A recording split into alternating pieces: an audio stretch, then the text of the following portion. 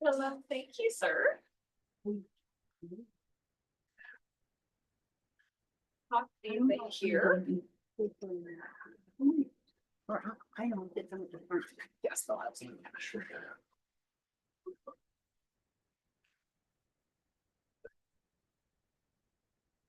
Shit.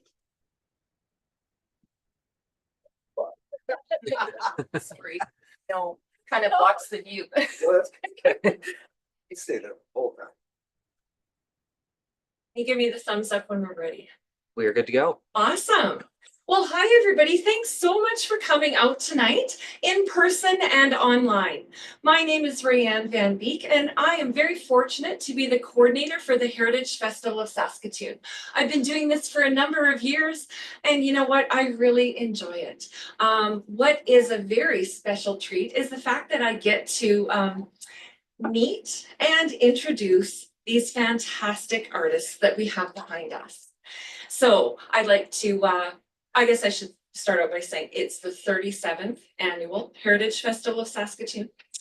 And on that note, I'd like to welcome our guest host for tonight, the fantastic musician, well-known Theresa Sokyrka, and our featured speaker, multi-disciplinary Michif artist, Marcel Petit. Join me in welcoming them. All this now. That. I gotta make it difficult. Hi, Marcel. Hi, Theresa. How are you? I'm a bit nervous. You also have a cold. Yes, I have a cold. Oh yeah, don't talk into this thing ever again until you Sanitize it. sanitize it. Thank you for asking me to be the host tonight. Oh no, I'm glad you did. I didn't know who to ask. I thought about who I was going to ask, and I wanted somebody I could be comfortable with. Mhm. Yet you still scare me. But here I am. As we were driving over here, I said something to you because we didn't really want to plan what we were going to talk about too much. But I had said to you, it's interesting that I'm the one interviewing you about heritage, because for me, my culture and my heritage was really beaten into me as a Ukrainian. It was like we white knuckled it so much and held on to it so tight. And it was the complete opposite for you. Yeah, it was interesting because I've been thinking about all day. Well, since I to the Heritage Festival of Saskatoon, am I right? Mhm. I have to. I'm honored that you would ask me to do this. I remember when Ray had phoned me and asked me about doing this and what heritage means to me. Is that, I mean, I don't know. And then I talked to her, I think, for about an hour. And so just know that I talk a lot. So, and that's why I asked Theresa, because she can shut me up. Mhm. Yeah, is that I think what you just said is that what we were talking about is that I didn't know anything about my heritage growing up in Saskatoon. We were just kids playing in Riversdale. And it was interesting because I just thought about it when you said that when we first got here, when we started talking on the drive, was that when it came to my heritage and thinking about what heritage is to me, is I realize heritage is everything around us, from land, culture, art, language, people, traditions, is that I didn't have any when I was growing up. I didn't see it. I didn't see it around me. All I saw in a lot of people's houses, and no disrespect, I'm not trying to be mean or anything, I just saw crosses everywhere. The Catholic thing was the culture that I saw. And There's no like art, like no, I couldn't think of any, and that was great. Is that you had to be here for that. But beautiful. yeah, that was beautiful. Is that when I grew up in the Core Neighborhoods, and there was no culture. I didn't even know that I was Michif or Métis or half-breed or indigenous. I didn't know I was French. I knew my name was Marcel Petit, but I always got joked because my last name meant small. I didn't know what that meant. And Marcel was a kind of a hairstyle in the 50s. And so I didn't really think about it. And when I moved up to a foster home the first time in Christopher Lake, past Christopher Lake. There was a place called Timber Cove Trading Post. It was the halfway point between the Ronge and the Waskesiu turnoff. It used to be a little gas station. And even up there, there was no culture. The family that I lived with, and I loved the foster family that I was with. I was a lucky kid going into a foster home like that. There was no culture. And there was, and going to Christopher Lake School, I finally figured out what Indigenous was, because there was a lot more brown people, a lot more Indians up there.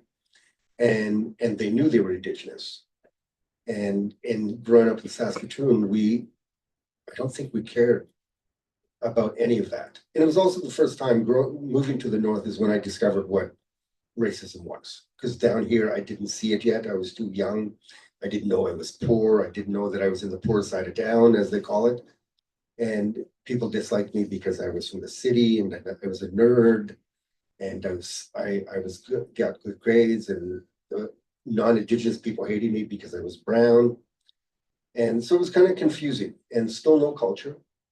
I started figuring it out. It was during those crazy times in elementary school that we got taught there was only, I think, 2 or 3 types of Indigenous people in Canada. There was Cree, Blackfoot, and Inuit. And we got to make teepees in school and longhouses. And I still didn't understand anything of that. And so we didn't get taught a lot about culture. We didn't get taught anything really that meant to do it. I guess at that time it was nothing but Crees in North America. Not 400 or 500 different cultures of Indigenous people. So when I got back we went back and forth a few times, and still not thinking about it. The one thing that really got to me was my Uncle Claude. My Uncle Claude Petit is an amazing man. He used to come pick me up from the foster home and take me along walks to PA. I don't know if everybody remembers that scary museum with all the stuffed animals. For some reason, he thought that was a great place to take me every year. And it's nice to know that all the stuffed animals are someplace still in PA haunting people. I wish they'd open that up again, but he'd take me to that, but he'd walk me along the riverbank and talk to me about who we were, about being Métis. And that was the first time I heard that. And the first time I thought about it and what was Métis, and that we come from this beautiful culture of Métis, being Métis and Michif and being Cree and French. And still not an understanding. Really, it was because he also gave me Cracker Jacks every time. So how old was this? Probably 6, 7, and 8 around there, and until probably about 9 or 10 and when that stopped, when we got back. And so the culture was there. I had now this glimpse in my heart of what I was. I'm a Métis. I heard about Louis Riel and Gabriel Dumont and Louis Riel's wife and all these famous people, and knowing that, and then also him, right? He was a heavyweight champion boxer in the army. He was this big thing across Canada for boxing, and so was my dad. And so it was interesting. Again, this goes back to the beginning of this talk, is that coming about heritage, is that when we moved from the foster home and my mom got us back, this is like mid 80s. We went to Rostron, Saskatchewan. And that's where I discovered Ukrainian people and Mennonite people. And I think, and I said this just about 15, 20 minutes ago, is that I think I grabbed onto Ukrainian people because going to friends' houses, they had such a strong connection to who they were. You saw it on the walls, you saw it in their food, you saw it in their language. But I was also getting introduced to Indigenous people because my mom's reserve beardies was right there, and my dad, where we're from, Duck Lake and Batoche, was there. So I had all these connections in this one area. And still, again, I was young, I was 13, 14, and not understanding any of it. Because I didn't know what heritage meant. I didn't understand what culture meant still. I didn't know who I was yet. And meeting people and fall in love. It's funny because we always joke that I've always been in love with Ukrainian people. And I always joke, I wish I could have been a Ukrainian Métis. I could have pierogies and bannock and have really big hips.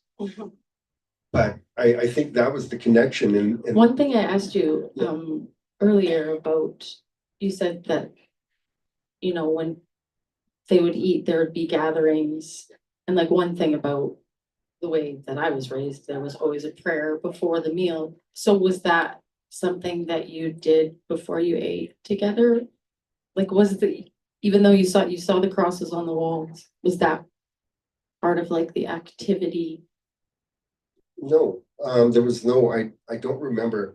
I remember growing up with my mom in certain times, and we did go to Sunday school and church at certain times. It's funny, I'll put this little tidbit out here, is that this past year, I learned that there was a Sunday school camp they used to send us to every summer.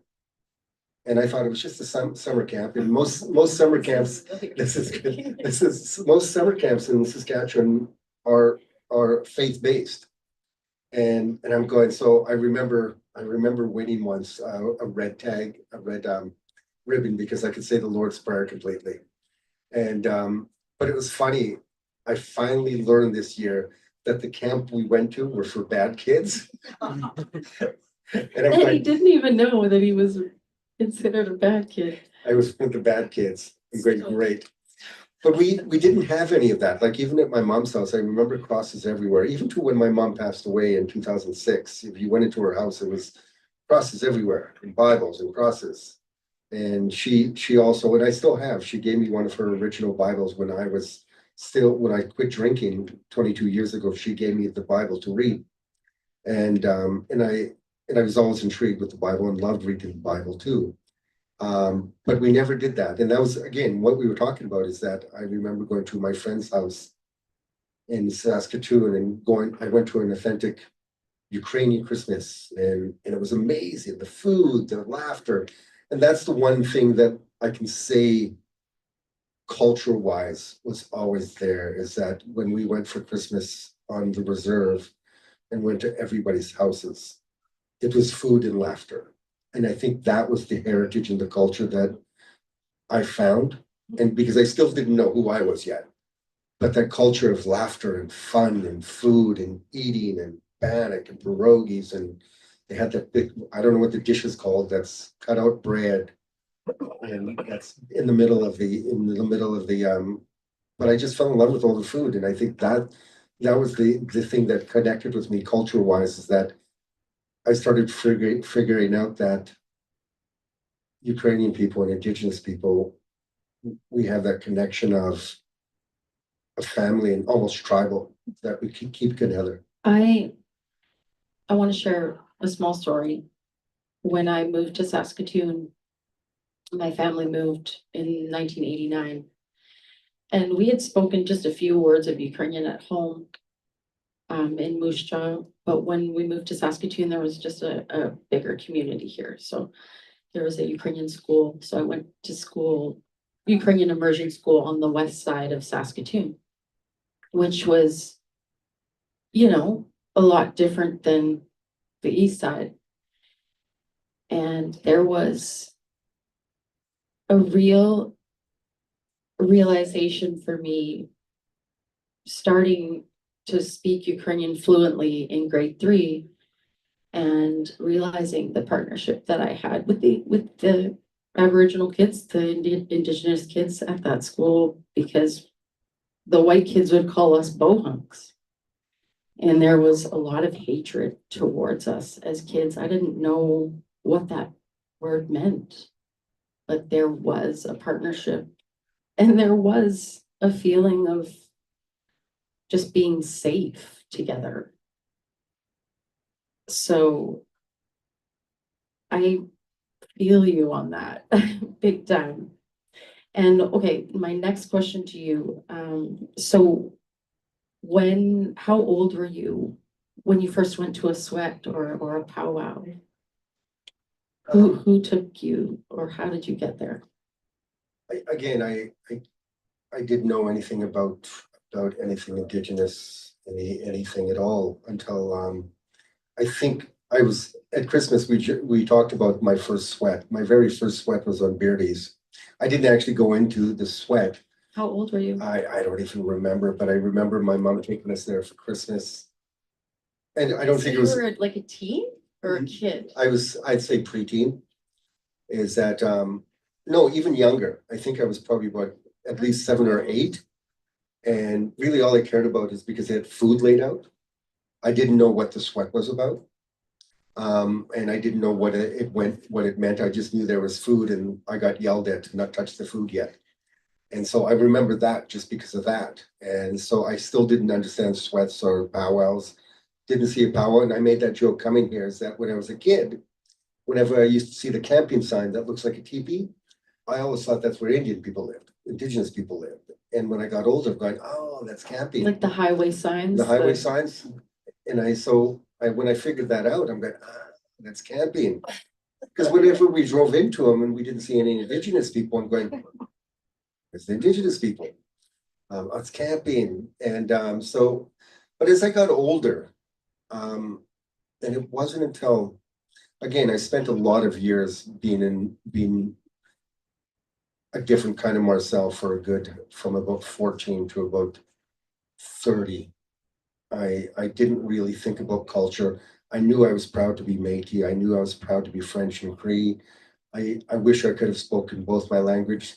I went and took Cree classes. I went and took French classes, and I sucked at both of them.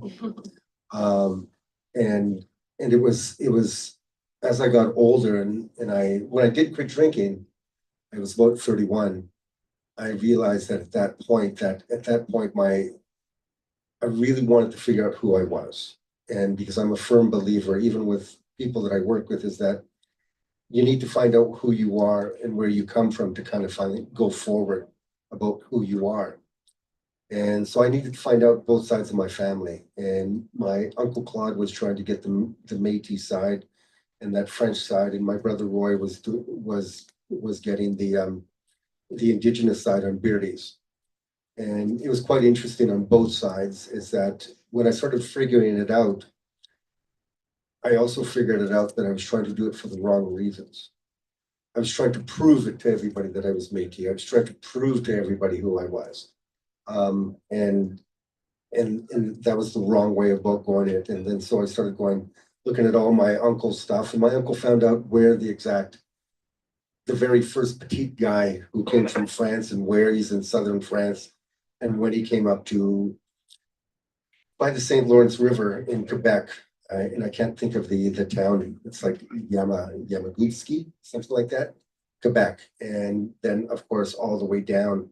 So when I started figuring out all these spots, and it was really cool when you started doing your ancestry and you go back 100 or 200 years, and there was not even Canada, there was Rupert's Land and Northwest Territories, and there was no such thing as this, and there's no such thing.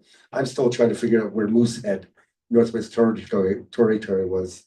And but I think it was that time in my late 30s, I was really trying to, because I was waking up and going to good therapy and kind of opening myself up. That's when I started figuring out who I was and what I was. Did Uncle Claude have stories of that like were passed to him to share with you, or? I think my stories, a lot of the stories, the one cool story that I always remember on both sides too, and I think I've been pretty lucky that I've got to listen to a lot of stories, is that I think the one cool story that came from my life was my great grandpa, two of my great grandpas and one of my great uncles both fought in the rebellion, and one of them's buried at Batage, and one was a Champagne, and the other one was can't think of his last name. But it's interesting seeing those because we actually have a picture of one of them on a horse during that time. And that was such a cool picture and that really kind of really impacted me as being Métis.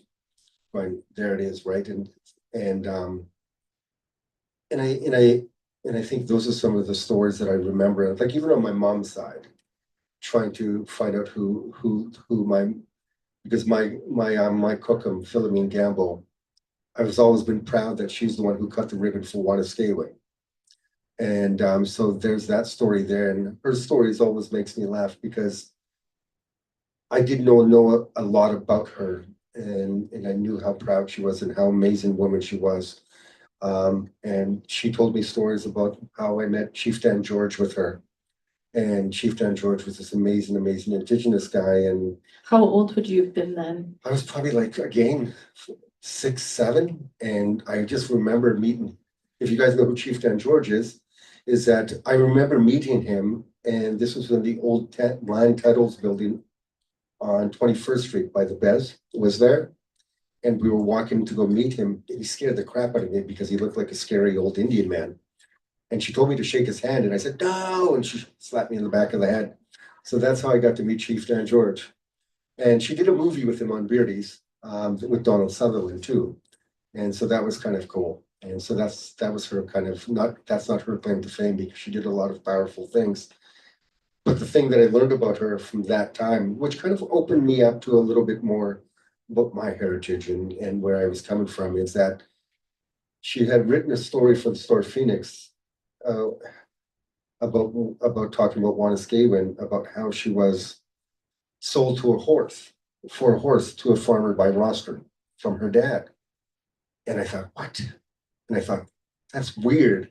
And I'm going, Grandma, Cookum, don't tell people that. And I talked to her about it, and she said, yeah. She said her dad needed a horse, and she was there, and bang. And I don't know if this is true, but from what I've found out is that whoever her husband was, he passed away, and she walked back to the reserve. And so I guess my grandpa got his daughter back and her horse. Maybe he knew. Yeah, yeah. But it was interesting because again, I never spent a lot of time on my mom's reserve. And I'm from Beardy's and Okemos. I'm proud of that. I'm from Duck Lake and that whole area. But there's always that connection there. And then when I finally started figuring out a little bit more and going to Batoche for the first time and being on that land really connected with me. And I felt, the first time I went to Batoche, I knew I was home. And I don't know what that meant, and I don't know what that felt and why it felt that way. But as I got older and finding more and more about where I came from and the land and then the customs, and then I started doing ceremony and started going to sweats. I started doing sun dances and started doing other ceremonies. And When you first went to ceremony, was it still like, how did you find out that things were happening? Was it?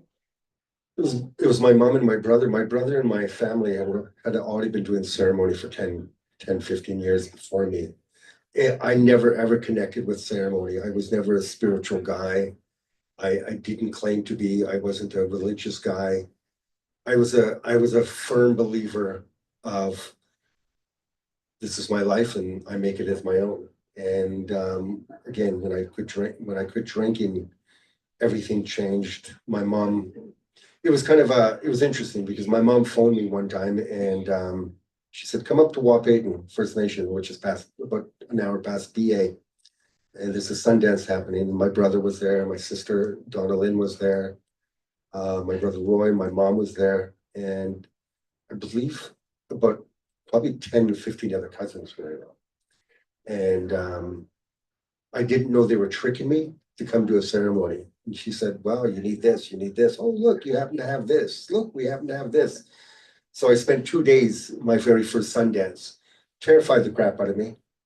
I still Because you felt like you were opening up, or like, well, what was the fear? Because it wasn't me. I didn't want to pretend it was me. I didn't want to pretend to be anything. I didn't want to pretend to be this is what I do. and plus the fear of not knowing, right? I guess it's like walking into a church and going, I want help, right? Is that it's this in going into a Sundance Arbor is like you're asking for help and you're asking for this. It's interesting because, sorry to interrupt you, but speaking from who I am, you know, my culture and my religion was sort of married to each other, and not in the greatest way, because it really messed with the matriarchy versus patriarchy kind of thing. Like all of the sacred things in the Ukrainian culture are really witches and matriarchs, and it was almost considered, you know, well, I mean, a lot of them were like excommunicated because they were doing ceremonies that weren't necessarily okay by the church. So like, was there when you were in those moments of ceremony, was there, it's not speaking of God, it's creator, it's, is there any sort of the Christianity that bleeds into that part? It's a weird question, but do you know what I mean? Yeah, I know what you mean. It's interesting because again, I remember the first time I went in, and I'm not trying to disrespect any indigenous anything or Sundance or spirituality, is that I'll first start saying is that when I first went in and got in there, and my mom was sitting there, my mom is everything to me. She saved me from the hell I could have been. And I got told I couldn't talk to her. And I said, well, then you're gonna have to kick me out because I'm gonna talk to her because she's my safety, right? Is that and I think the biggest thing that I noticed when I first got in there is that it's so freeing, from meditating to letting go to crying to getting angry and being open. And I won't talk too much about being at the Sundance, but there's so much power there. There's so much spirituality that when I did walk out, it changed my life. It changed everything who I was. And again, but my biggest thing is that I didn't want to pretend to be a spiritual person, right? I didn't want to walk out going, hey, look at me, I'm spiritual now.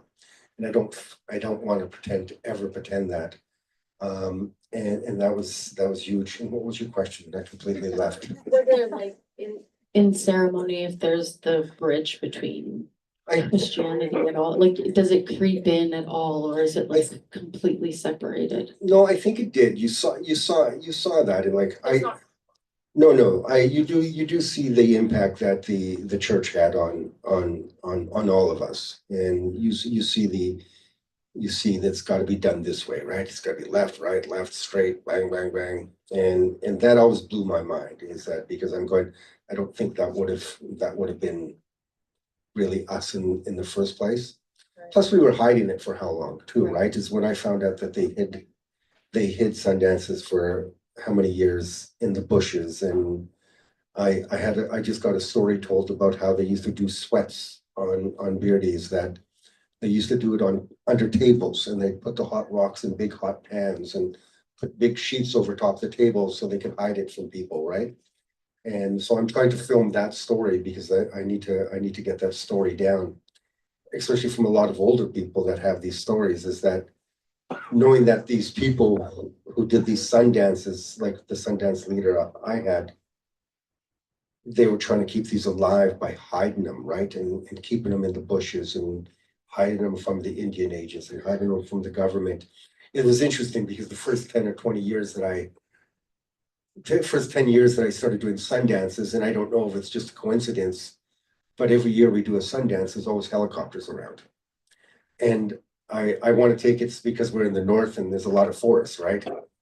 But I always wondered that. I'm going, why is that there? I've always also wanted to see a UFO. I'm going, come on, it's got to be a UFO here someplace.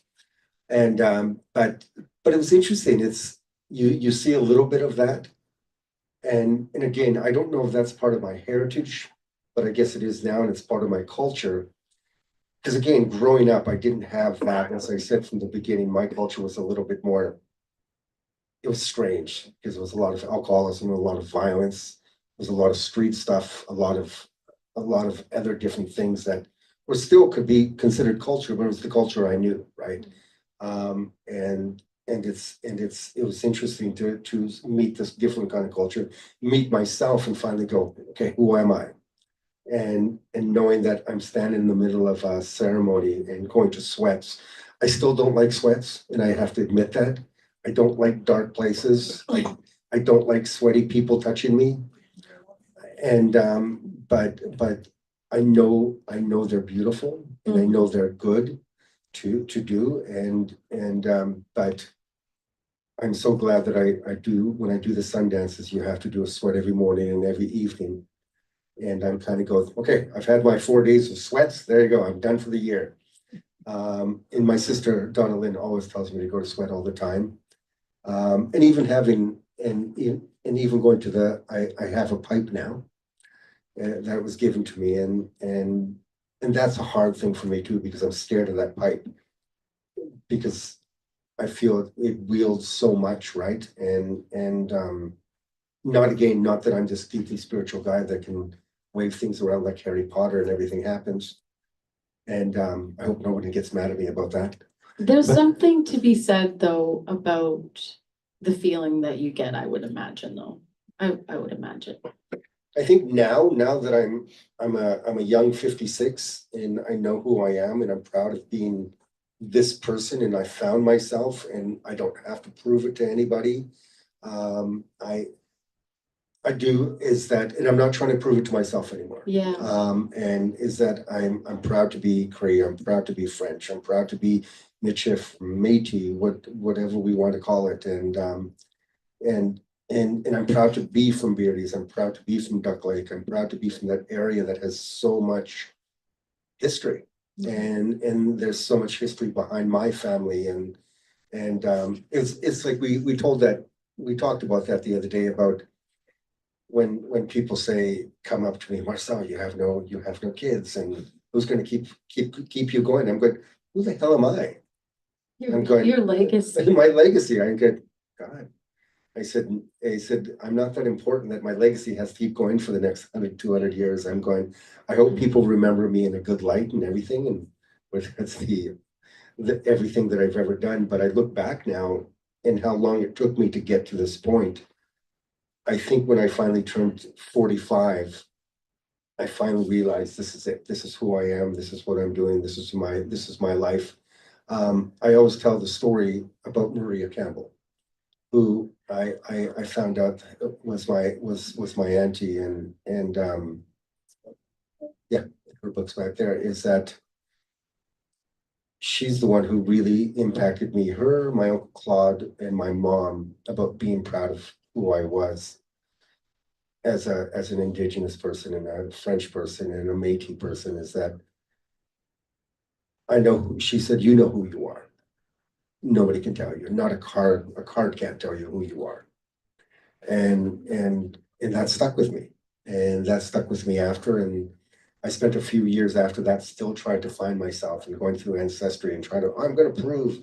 And I found out I was from Manitoba and Assumption, North Dakota, and from the Red River. My whole family's from there.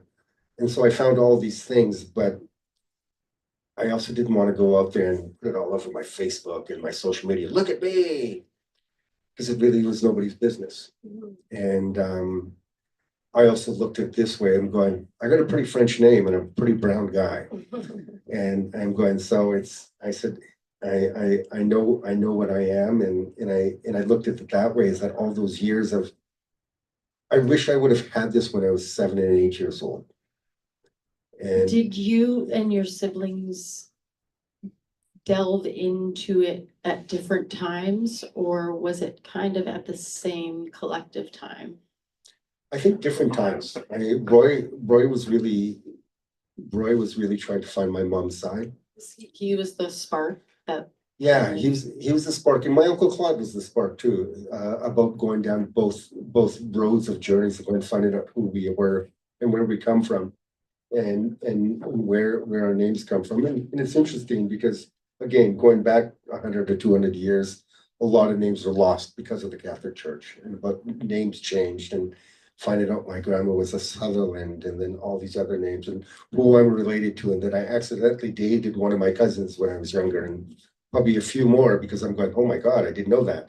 Yeah. And until my dad told me one time that I walked in with a girl to his boxing club and going, she's your cousin. So that was the end of that relationship. And so it was interesting finding all these things out. So I found out like Laframboy and Vandel and Karen and we're related to all these other people, and then finding out that we're related to different people, and it's so, it's interesting finding out all these names and where we come from, and it's going back to even language, right? Is that my brother Roy is pretty fluent in Cree, and I'm not, and my sister Donna Lynn is, I think she's pretty fluent too, and I'm proud of him for that. It's like when I first met you, and you spoke full Ukrainian, and I'm going, holy crap! I was so amazed. I could just listen to it all the time, right? And it was such an amazing thing to see someone at your age knowing full Ukrainian. Because most people that are, and I'm not going to put you and I in the same age, but someone that's your age, Thank you. yeah, but someone that's your age doesn't know their language most times. I know myself growing up, a lot of the people I grew up, we didn't know our language. But that goes back to where we started, you know, it was just,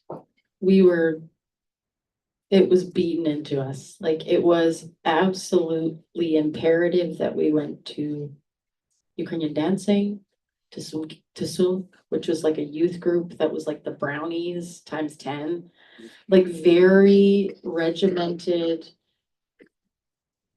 clubs, and like summer camps that were always married to religion.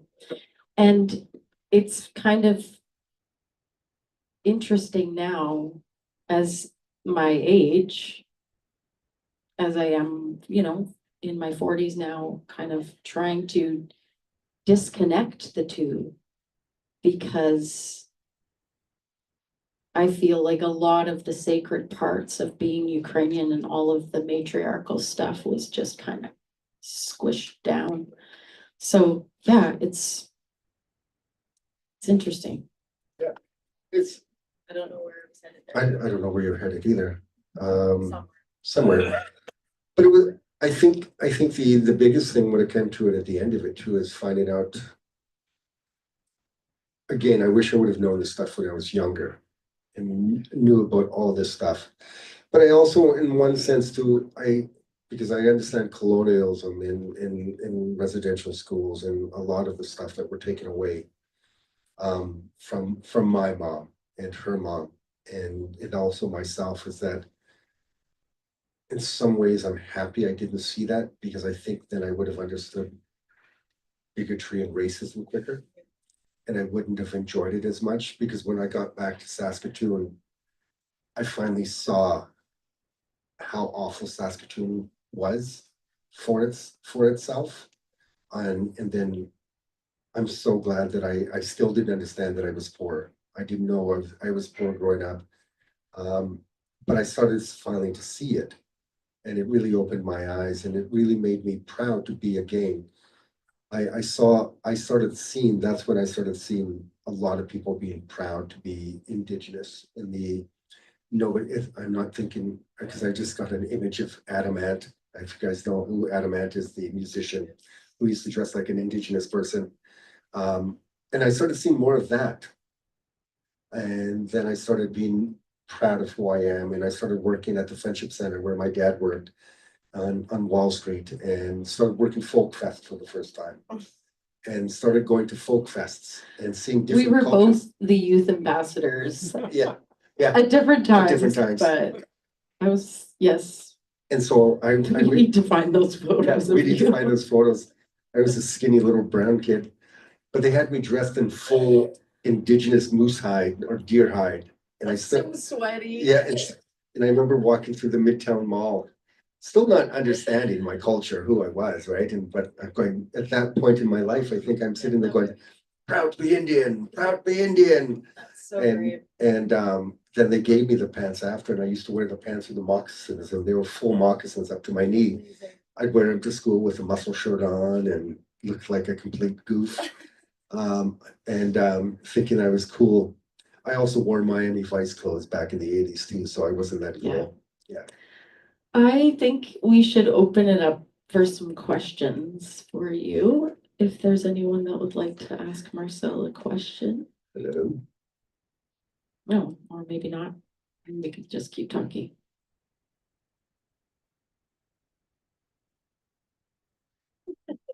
How you doing? Have we bored you yet? Are you feeling interested? I don't know. I can keep on going. We can keep on going. Okay. So you spoke about being 7 at your first sweat, and then your mom, like, when you weren't with mom, was she on her own path, incorporating ceremony into her life? I think my mom always had her ceremony. Like I knew she was in residential school when by the time she was 5. And she was out probably by the time she was 13, 14. But I think she had ceremony. And I think that was probably because of my cooking filming. What was their relationship like? I really don't know. Like by the time I met my cookum, they had a good relationship, and I don't know how bad it was at the beginning, because it was probably pretty tough back then. But I think their relationship was pretty good when I finally got to meet them and got to meet my cookum and got to learn things, right? And it was the first time I started seeing all the different things that were more than, I didn't walk into my cookum's house and see crosses everywhere. And it was a really nice place. Like she had this beautiful home on the reserve that like was double floored, and the fireplace was in the middle and heated the whole place, and there was a smell of bannock. It was the first place I found that it was an outhouse. I didn't know what an outhouse was until I went to my cookum's house, and they told me I had to go use it, and it scared the crap out of me. No pun intended. And I didn't actually use it. I peed on the outside because I would not go into it, because it scared me, that hole in it. But I think when I started going there and started seeing different things and meeting, because again too, I remember growing up and going to some of my uncle's houses. My Uncle Fred, again, culture is such a strange thing, because my Uncle Fred reminded me of John Wayne. And there was more of a cowboy culture with a lot of the older men. My Uncle Roy and my Uncle Fred and my Uncle Vincent and my Uncle Sylvester was a cowboy and did a lot of chuck wagons and everything like that. And so it was strange to see that. And I don't remember when I first, I don't know when I went to my very first powwow and how it and what it did for me, but I don't have a memory of that. I remember going. But you remember being young. Being young, yeah. And but again, there was no sweats when I was a kid. I don't think, again, I didn't have my first sweat. The only sweat that I remember is the one I got hit in the head for not touching the food. And I think not until I was in my, until I was into my late 20s and early 30s when I first went to my first sweat and started doing ceremony and figuring out what that looks like and what that looks like to me. And so now I've done the sweats and powwows, and I think it's amazing. And then even I thought, as being a Métis person, I had to learn how to jig, but I'm a pretty crappy jigger. I'm not a good dancer in the first place. I can two-step, so I can do that. And I would like to see you jig. I've never seen you try. Yeah, and then when I got my first sash, and I got my first sash, which was amazing, and I was proud to have that first sash, and that's at my house. And what was that like? It was amazing. How old? Where were you in your life? I was probably about under 35. And I like I said, it was a recent change in my life, therapy and quitting drinking, and I remember getting it. It was powerful because it moved me. And because it was almost like, Do you remember who gave it to you? I'm trying to remember if it was at GT&T, the theater company, when it was still on 20th Street, down the street closer to Idlewild. And I'm trying to remember if it was Donna It was Heimbecker. with Circle of Voices? Yeah, it was either Donna Heimbecker or Maria Campbell gave it to me. Oh, that's so special. And it was special because of those two really kind of helped change my life a lot. And Donna giving me a job, and Maria just connected me with me. And yeah, so that's always been a proud thing to have in my life. And I get mad at myself when I go to events. I forget to wear it, but damn it. I said, how do you keep it next to one in the car? But again, I always jokingly tell people, because I said I want to make small movies about this and small commercials about this, is that every time I watch a tourism video or Saskatoon tourism video, all they ever show is Indigenous and Métis people dancing in regalia, and everybody else is having coffee or supper. I'm going, we go for coffee and supper too, right? Yeah. I have a question. So that led nicely into my question. So you do photography, you do videography, and you tell people stories. And I'm just wondering, in terms of your own heritage, how has that influenced kind of what you do and how you tell people stories? And or you also work with Core Neighbourhood Youth Co-op. And how does that impact your work there? If you can speak to it. Well, all I know is when I first started, let's say, filmmaking and photography, I was pretty grateful and pretty honored that the Saskatoon Tribal Council years and years ago, and even Beardy's years and years ago, before the Tribal Council, Beardy's hired me to go get a bunch of people's stories on the reserve, on the First Nation there. And so I got to go get 15 stories of these old elders, and all of them my uncles and aunties. And it was amazing because I got to hear stories about who they were and what they went through. I got to learn why my auntie had 2 fingers shot off. It's because she was cleaning a gun and the gun went off. And I'm going, but I learned that now because when I saw her fingers when I was a kid, it used to terrify me. And then I got to learn about my Uncle Roy and how it was funny. The one quick story about that is that when we were going to go get my Uncle Roy's story, Roy Gamble, we were in a car of these young people that were in their 20s, and then of course me in my 40s. And as we were driving to his house, we all found out that we were all scared of him. Because he was this grumpy guy all the time, right? Even though he was probably a sweetheart, but he drove bus on the reserve his whole life. So he probably yelled at every kid on the reserve, sit down, shut up, sit down. And so everybody was probably used to that. And it was so funny that when we got to this drive, we found out we were all scared of him. That when we went, we weren't sure who was going to knock on their door to let us in. So we knocked on the door. The first thing he said when he opened the door, how long is this effing going to take? And we went, oh my God. So that was the story I learned. I didn't swear. Did I swear? No. Whew. But those stories really impacted me. And then I've got to interview after that with the Tribal Council, almost close to 80 different elders from across Saskatchewan, and their stories. It taught me how entitled and privileged I was and how lazy as a young person I am. Like I can go to Sobeys and 7-Eleven down the street if I'm hungry and go get chips, right? Is that realizing that when they were living on Beardy's, if they wanted to go to Duck Lake, it was like a 2.5-hour trip just to go back and forth. So you wouldn't just go for Ripple chips, right? You're going for everything.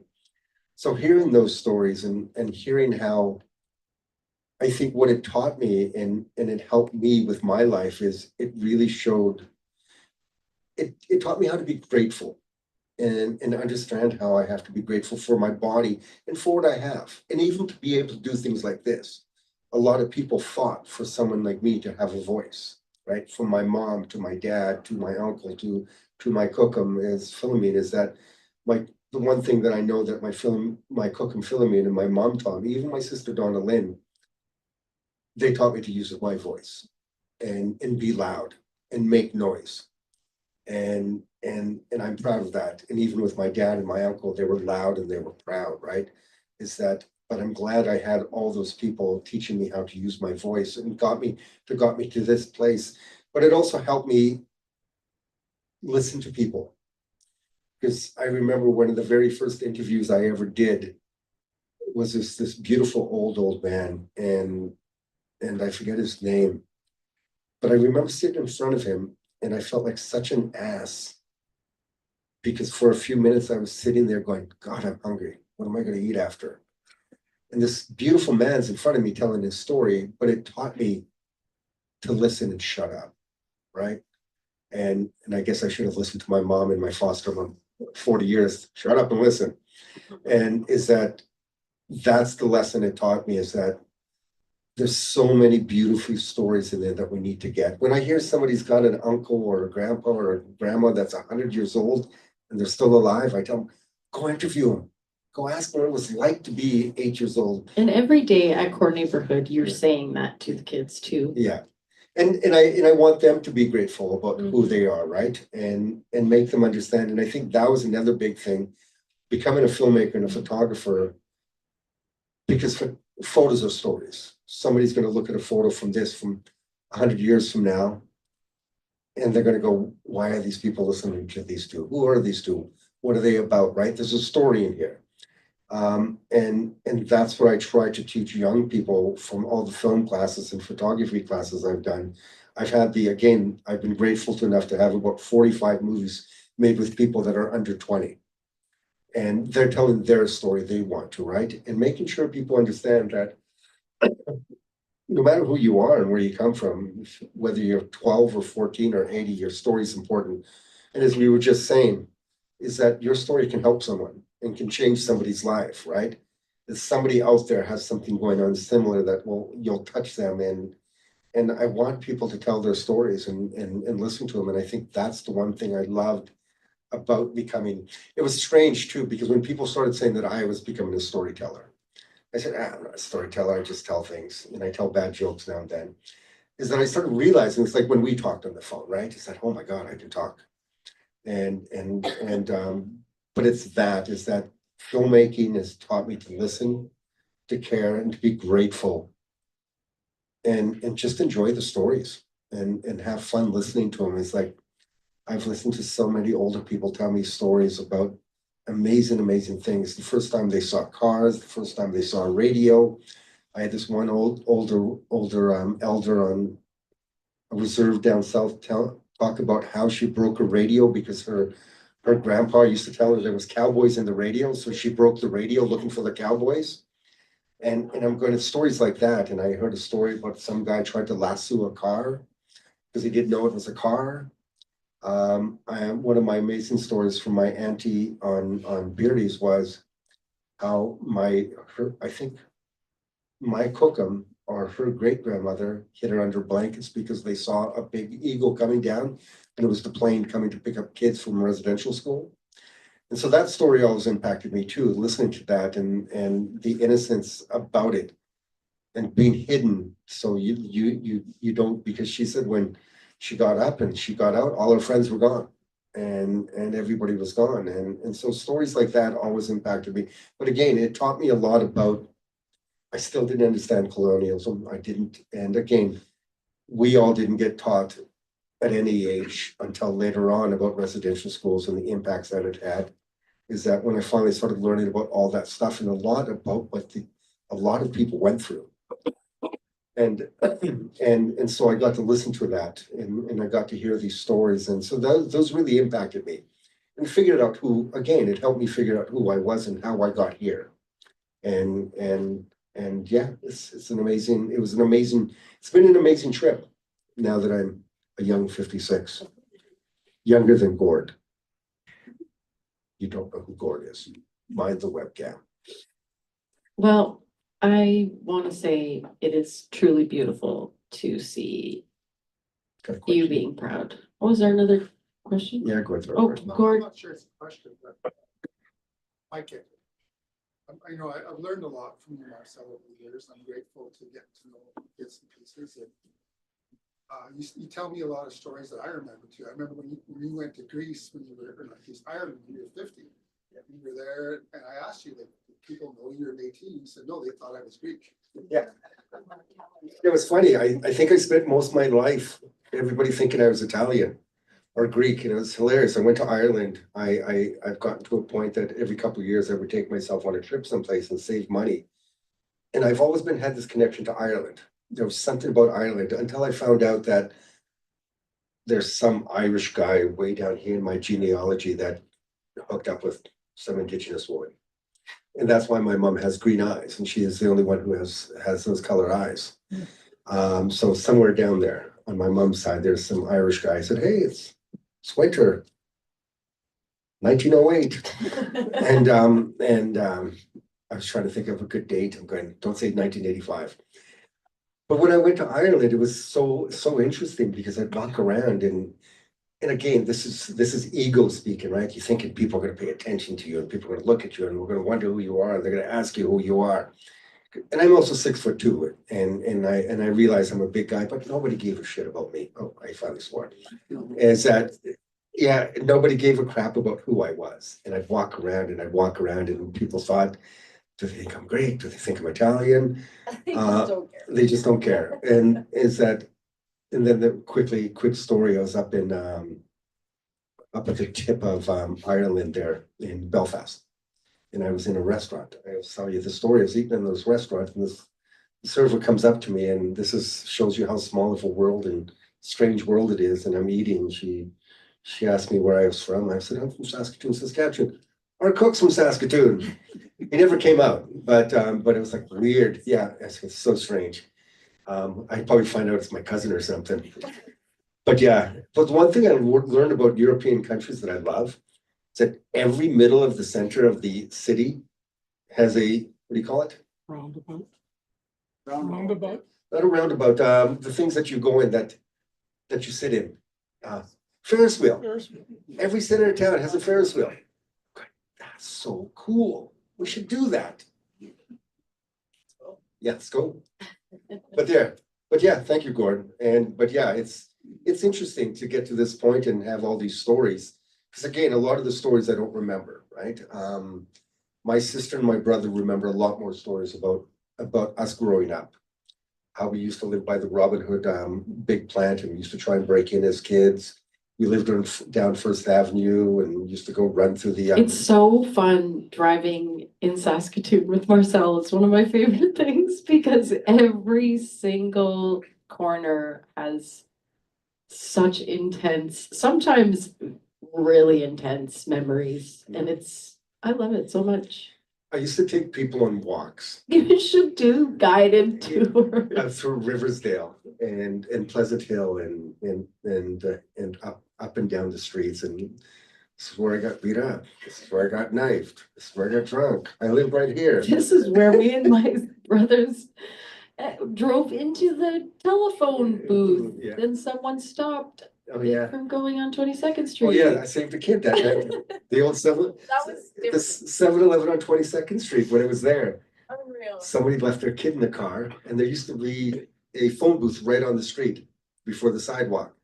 And the kid put the car into neutral, and we were walking in, and I saw this, and it was starting to go back, so I went behind the car, and I hit the telephone pole, not the telephone. What do you call it? Booth. And the car squished me, and I was sitting there, but I saved the kid. And what was the other one in front of? Was your mom at work and you guys were in the car? That's the one I'm thinking of. that was in Banff or Jasper when she nailed something. I don't remember. But it's fun. Just so many beautiful. If you guys stories. ever want, I charge $50 and I'll take you up and down the streets. And, Take it. It's a good deal. but I got so sick of listening to myself. But I had a few people in Saskatoon 15 years ago, 10 years ago that you'd say, Marcel, we got a group of kids. And these were all kids like from new teachers and new nurses that sometimes first moved to Saskatoon and they wanted to kind of do a little bit of scares. So here I was going, and this has happened, and this happened, and this is where this used to be. But I also remember all the places, right? And the old buildings and the old houses and stuff like that. This is where this used to be, and this used to be an RBC, and this used to be this. And so it was kind of fun taking people on little tours of my life. Yeah, speaking of biographies and getting stories, you were talking about the area around the Robin Hood. And you talked to a kid today in Saskatoon and say it's by the diamond, or it was by the diamond. Yeah. They have no idea what the diamond was. No.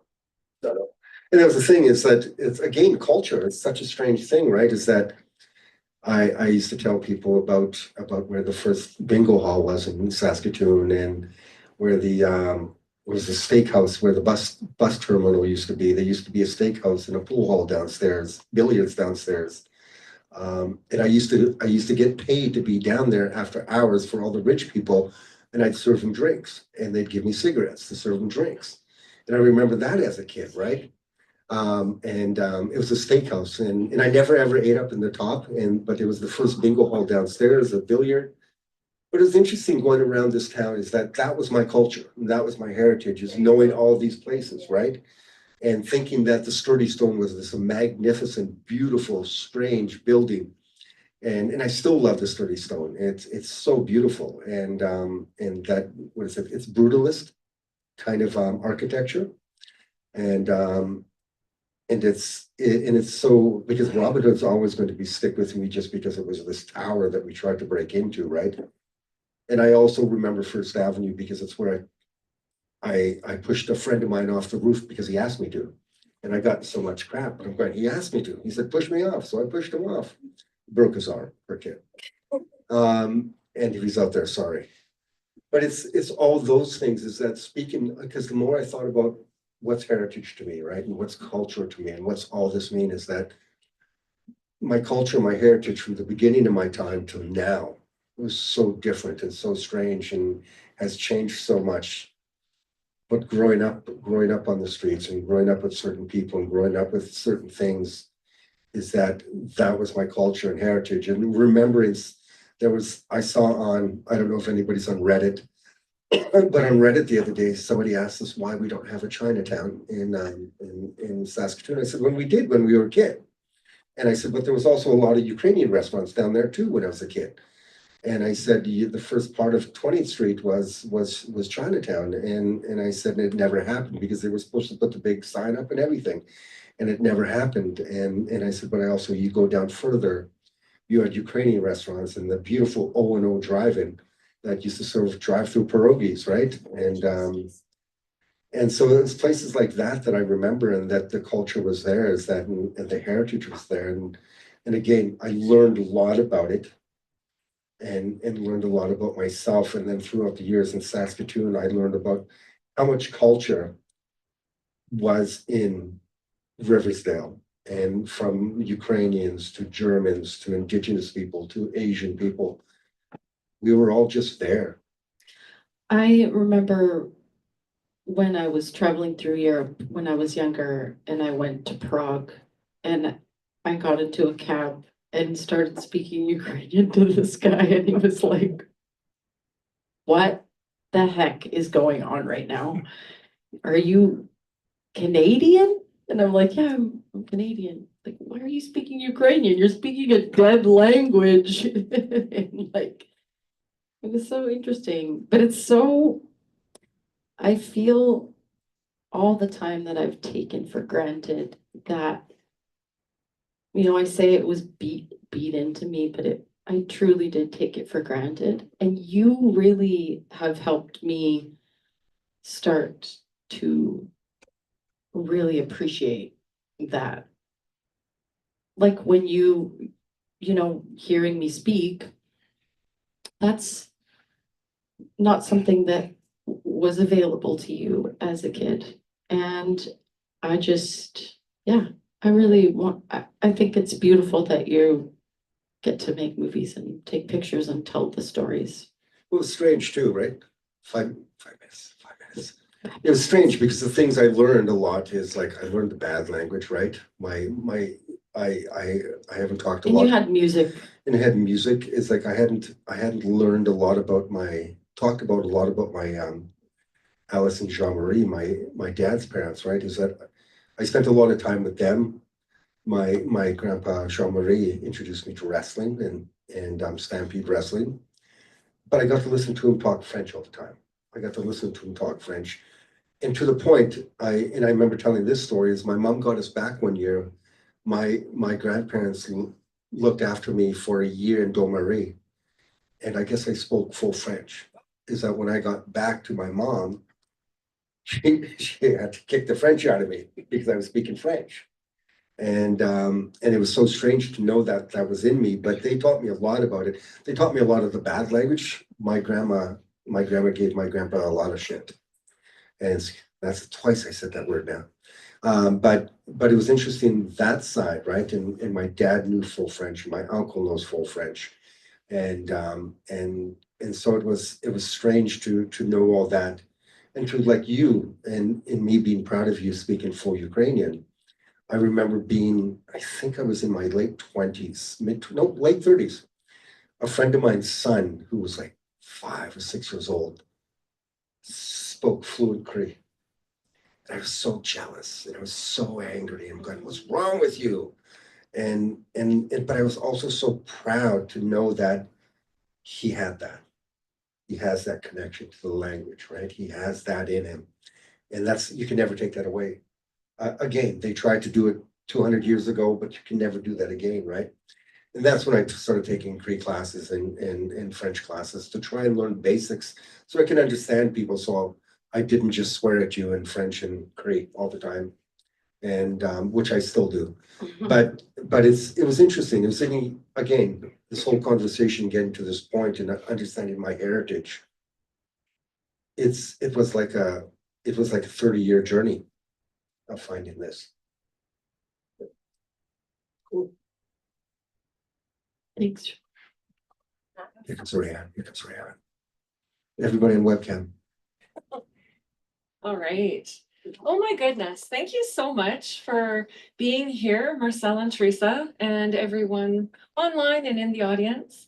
Thanks for sharing about your own personal heritage. I think it takes a lot of courage to share that. Like I said, you tell other people's stories, so we really appreciate you telling your own story, the both of you.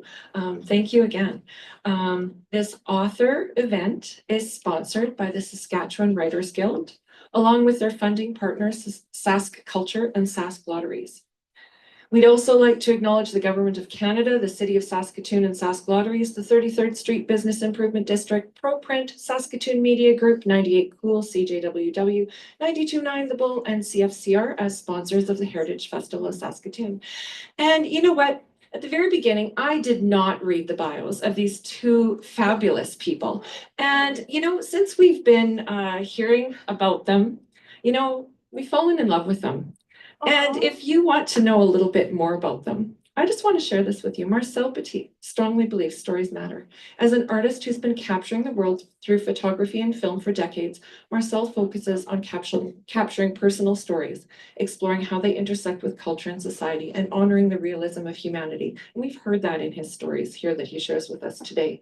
He has a number of films to his name, from short dramas to feature documentaries, and his photography has been featured in multiple publications. He's also acted in several TV, film, and theater productions over the past 20 years. And most recently, in fact, when I contacted him to do this, he was acting in a short film in St. John's, Newfoundland.